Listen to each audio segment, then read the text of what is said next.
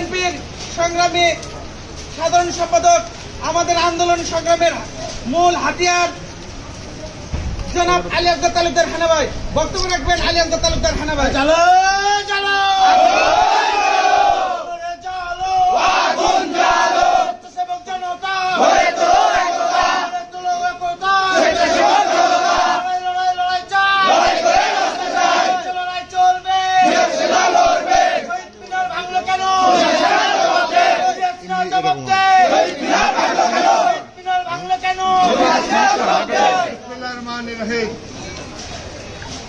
বাংলাদেশের আগামী ভবিষ্যৎ,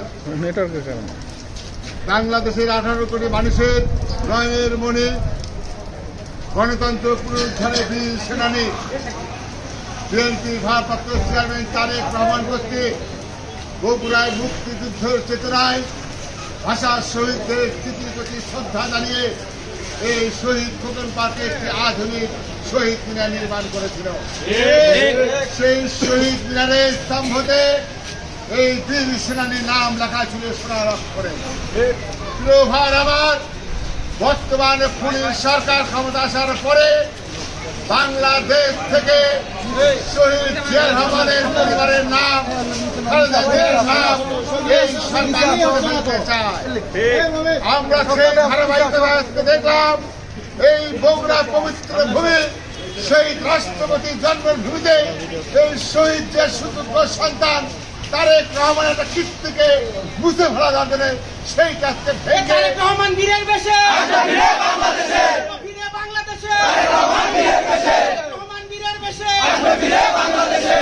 সেইটি ভেঙ্গে আজকে বগুড়াবাসীকে এবং আমার নেতাকে এই কুলাঙ্গা সরকার অসম্মান করেছে। আজকে এই সরকার বলে তারা একটি মুক্তিযুদ্ধের চেতনা সরকার, কিন্তু এই মুক্তিযুদ্ধের চেতনা সরকারে এই কাজ থেকে শহীদ বীরদের শহীদদের স্মৃতি স্তম্ভ ভেঙে ফেলেছে। এই হলো কুলাঙ্গার সরকার। সরকার বলে ভাষার শহীদদের, আমার ভাইয়ের ভাষার জন্য যারা জীবন দিয়েছে তাদের স্মৃতি রক্ষার্থে যে শহীদ করতে সেইটি ভেঙে আমার মায়েদের সঙ্গে বিশ্বাসঘাতকতা করেছে। ভাইয়ের আমার, এই সরকার হলো বিশ্বাসঘাতক সরকার, এই সরকার মুনাফেক সরকার, এই সরকার খুনি সরকার, এই সরকার হলো বাংলাদেশকে ধ্বংসকারী সরকার, এই সরকার গণতন্ত্র হরণকারী সরকার। এই সরকারের হাতে বাংলাদেশ থেকে কোন জিনিস নিরাপদ না।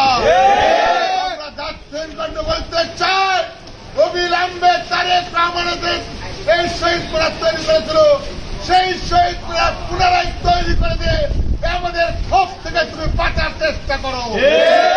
তুমি ক্ষোভ থেকে বাঁচানোর চেষ্টা না করো, আজকে জাতীয়তাবাদী স্বেচ্ছাসেবক দল বগুড়া জেলা শাখা থেকে মিছিল বিক্ষোভ সমাবেশ করেছে।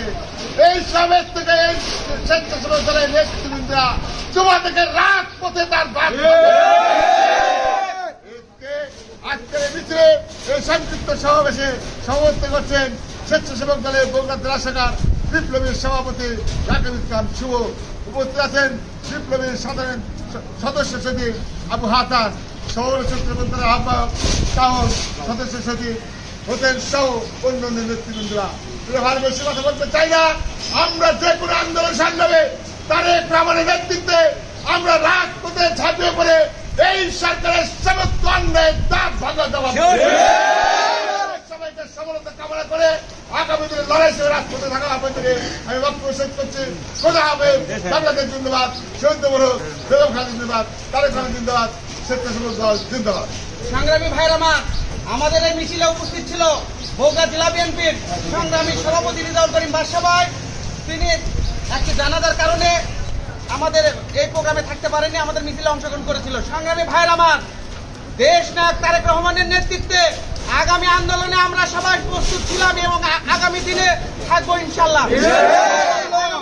এই পর্যায়ে সমাপনী বক্তব্য রাখবেন বগুড়া জেলা স্বেচ্ছাসেবক দলের সংগ্রামী আহ্বায়ক রাকিবুল ইসলাম শুভ।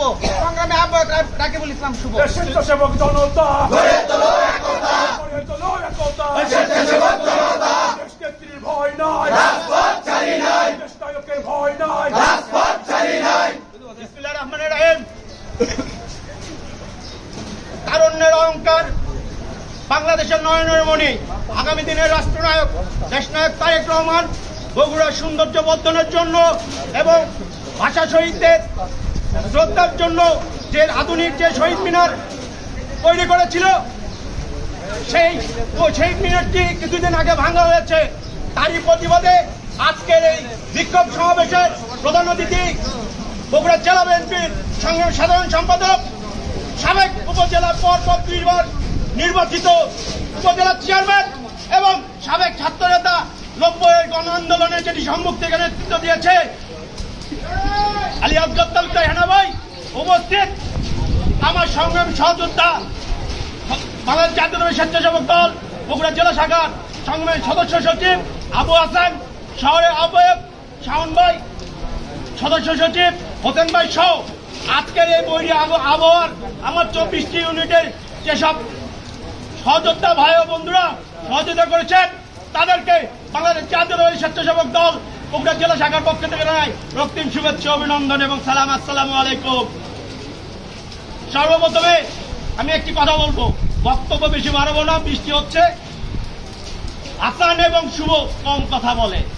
যদি ওই শহীদ মিনার পুনরায় নির্মাণ না করা হয় এবং তারেক রহমানের যে ফলকটি ভাঙে ফেলে হচ্ছে সেই ফলক যদি নতুন করে না তৈরি করে দেওয়া হয়, তাহলে এই স্বেচ্ছাসেবক দল শুভ হাসানের নেতৃত্বে খুনি হাসিনাকে জবাবদিহি করতে হবে যে কোনো অকারণে। যদি না দেয় তাহলে ইনশাল্লাহ সামনে আবার আমরা কঠোর বৃহৎ আন্দোলন ঘোষণা করব। এই আশা, এই প্রত্যাশা রেখে আমি আমার বক্তব্য শেষ করছি। খোদাফেজ। বাংলাদেশ জিন্দাবাদ। বাংলাদেশের আগামী দিনের রাষ্ট্রনায়ক তারেক রহমান জিন্দাবাদ। সবাইকে ধন্যবাদ। দেখা হবে রাজপথে, কথা হবে স্লোগানে, বিশ্রাম নেব জেলখানাতে। ইনশাল্লাহ বাংলাদেশ জিন্দাবাদ, স্বেচ্ছাসেবক দল জিন্দাবাদ।